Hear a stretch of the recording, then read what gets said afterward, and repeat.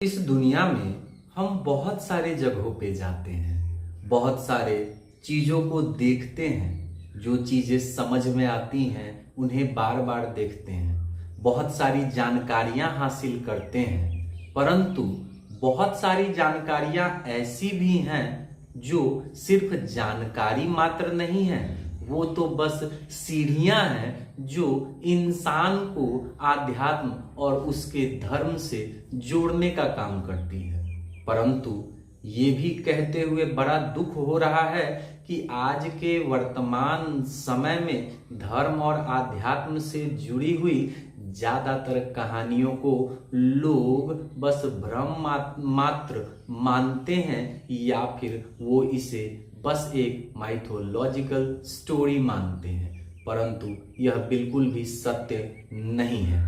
आज मैं आपके सामने एक बहुत ही रोचक कहानी लेकर प्रस्तुत हुआ हूं और आपको ये कहानी जरूर सुननी चाहिए। इसके एक एक शब्द आपको बहुत कुछ बतलाएंगे। सवाल ये उठता है कि आज हम जिस युग में जी रहे हैं, कलयुग, काल का युग, कली पुरुष का युग, पाप, क्रोध, लोभ, मोह जो ये जन्म लिया है इस कलयुग में, क्या कलयुग हमेशा से ही हर युग में इसी तरह लोगों को इस तरह के दंड, लोभ, मोह दिया करता था?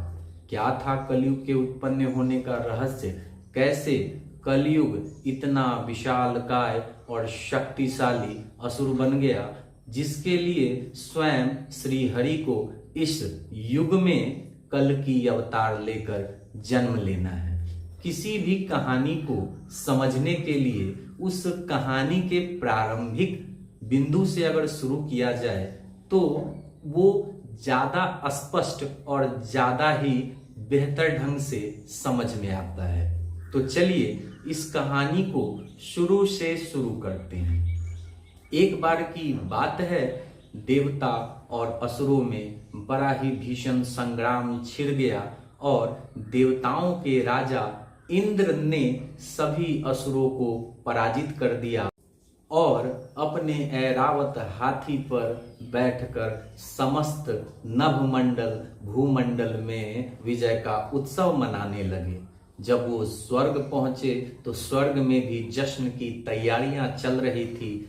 देवराज इंद्र अपने सिंहासन पर बैठे हुए थे। समस्त ब्रह्मांड से, समस्त लोकों से, लोकों के लोकाधिपति आकर उनका सत्कार कर रहे थे। तभी उनके द्वार पर क्रोध के पुत्र या क्रोध के अवतार कहे जाने वाले दुर्वासा ऋषि पधारे।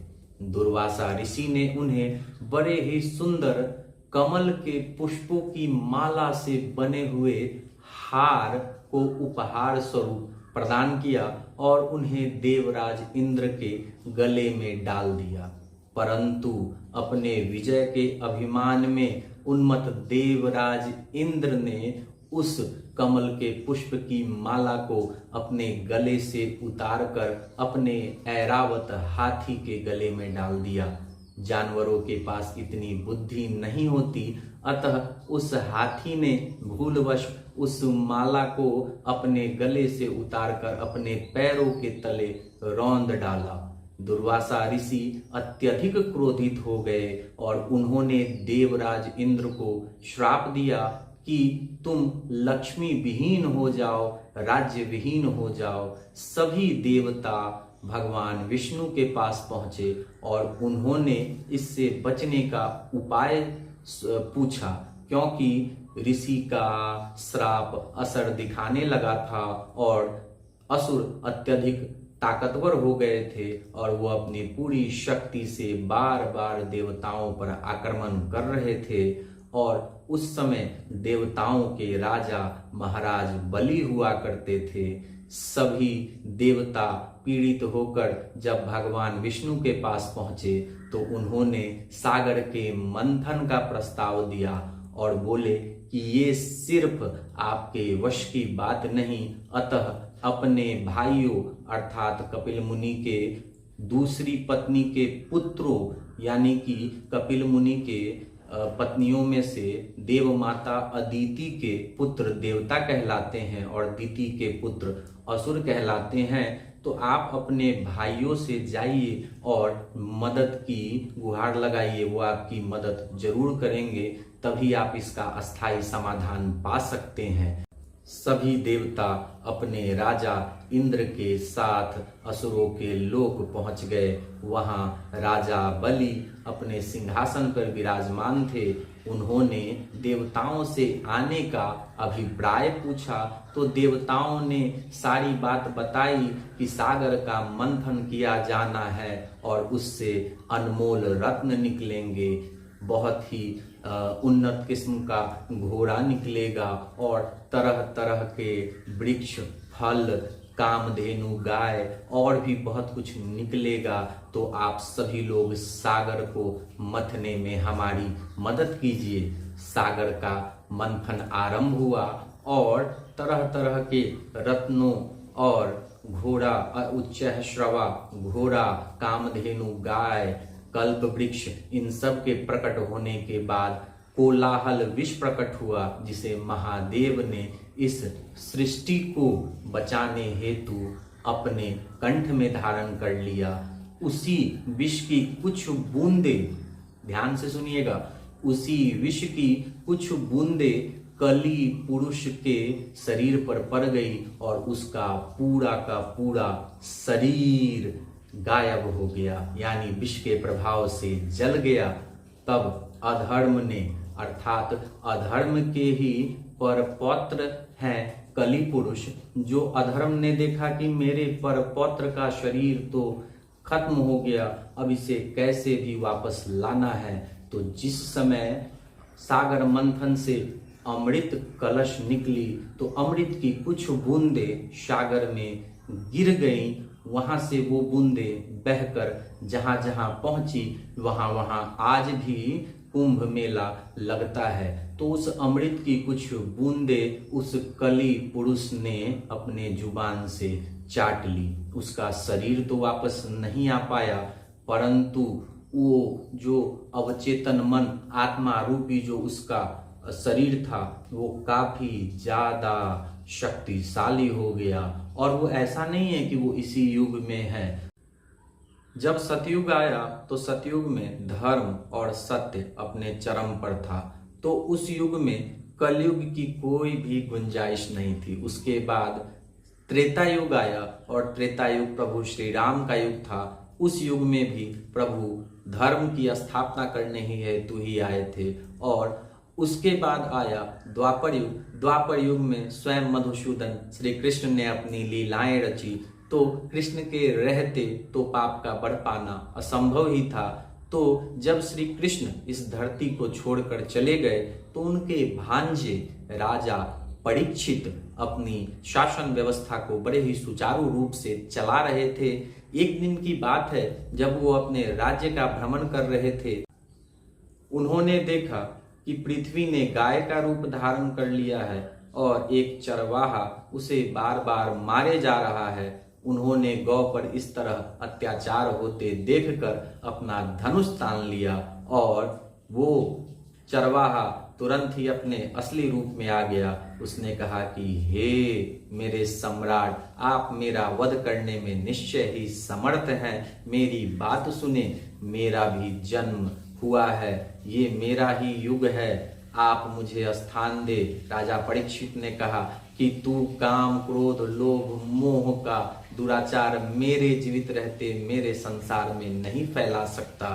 तेरे जैसे पापी अधर्मी के लिए यहाँ इस संसार में कोई भी जगह नहीं है। तो उसने कहा कि मैं आपकी शरण में आ गया हूं और आप जानो अब क्या करना है। तो राजा परीक्षित ने कहा कि तू मेरी शरण में आया है तो मैं तुझे रहने के लिए कुछ स्थान जरूर दूंगा। ध्यान से सुनिएगा। तो उन्होंने कहा कि ठीक है, जिस जिस स्थान पर वासना की अधिकता हो, जहां नारी सुख, नारी पुरुष के लिए, पुरुष नारी के लिए कामातुर होकर सिर्फ देह का सौदा या जिस्म की भूख मिटाने को ही मिलते हैं, ऐसे जगह पर तू वास कर। जहां जहां मांस मदिरा का सेवन अत्यधिक होता है, ऐसे जगह पर तू वास कर। धन संपत्ति जहां है वहां जाकर तू वास कर। तो कलयुग ने कहा कि प्रभु, ये इतना सा स्थान मेरे रहने के लिए पर्याप्त नहीं है, मुझे थोड़ा सा स्थान और दीजिए। तो राजा परीक्षित ने कहा कि जहां जहां सोना चांदी है तू वहां भी निवास कर सकता है। कलयुग तुरंत ही राजा परीक्षित के शीश पर बैठ गए, और जैसे ही राजा परीक्षित के शीश पर कलयुग बैठ गया, उनकी बुद्धि भ्रमित हो गई। वो प्यास से तड़पते हुए एक ऋषि के आश्रम में पहुंचे। वहां शमीक ऋषि अपने ध्यान में मग्न थे।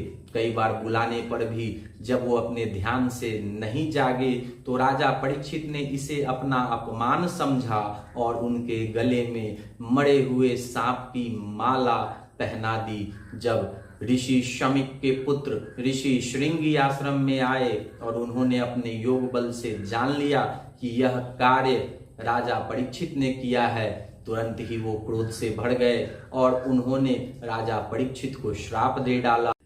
जिस नाग को तुमने मेरे पिता के गले में मृत समझकर पहना दिया है, यही नाग आज से ठीक 7वें दिन जीवित होकर तुम्हें यमलोक पहुंचा देगा। और वही नाग तक्षक के डसने से राजा परीक्षित का स्वर्गवास बैकुंठ प्रस्थान होता है। और कलयुग को तो उन्होंने पहले ही कह दिया था कि मेरे जीवित रहते हुए तू फल फूल नहीं सकता।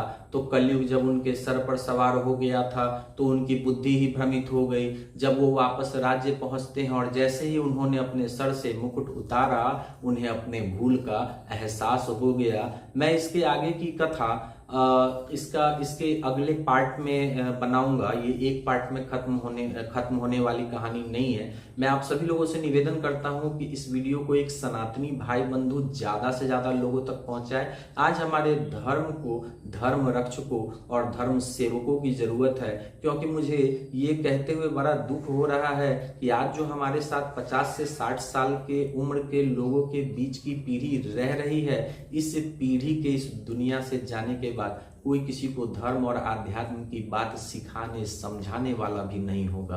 अतः मैं आप सभी लोगों से हाथ जोड़कर अनुरोध करता हूं कि इस वीडियो को ज्यादा से ज्यादा लाइक करें, शेयर करें, पसंद आने पर कमेंट में हर हर महादेव जरूर लिखें। जय महाकाल, जय महाकाल।